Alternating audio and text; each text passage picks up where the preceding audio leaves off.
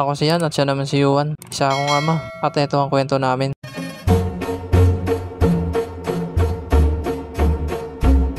Lumabas na nga ako ng gate namin at etong anak ko nandito na sa labas. Excited na naman gumala. At ngayon na araw nga, pupunta kami ng palengke. Magpapagupit kasi kami. Nandito na kami sa pila ng tricycle. Kaya ito pinasakay ko ni anak ko at sumakay na nga rin ako. Mahaba na yung buhok namin ng anak ko. Kaya ngayong araw magpapagupit na kami.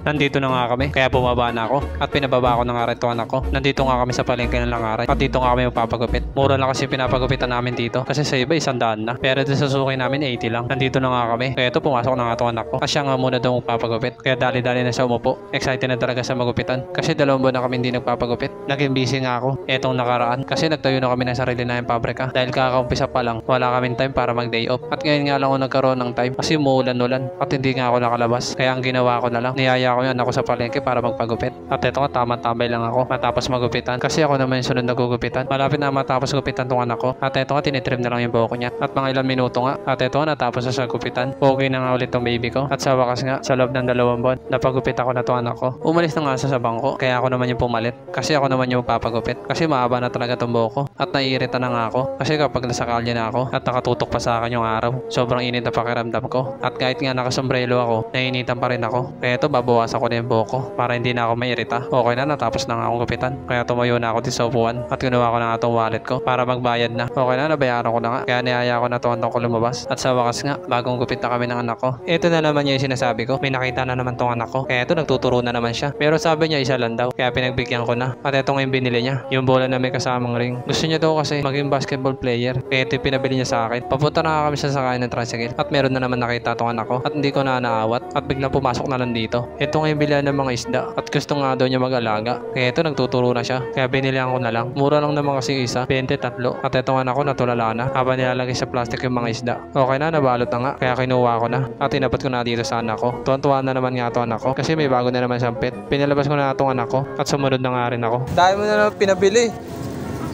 Meron ko pa isda. Tapos ano ba yan? Bola. Tara na. Ngayon talaga pag napupunta ka sa palengke, panituro ka.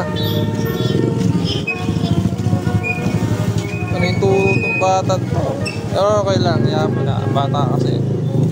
Pero kahit ganun, kung saan sasaya yung anak ko, masaya na rin ako. Basta sa ikakasaya niya. Nandito na kami sa pila ng tricycle. Kaya ito pinasakay ko na itong anak ko. At sumunod na nga rin ako. At sa wakas nga, pauwi na kami. Nandito na kami sa kanto namin, kaya bumaba na ako at pinababa ko na rin nga ito anak ko. At ito nga malapit na kami sa amin. Paano ang gamba? Paano? Paano ba nga boss? Hanggang dito na lang. Peace, salamat.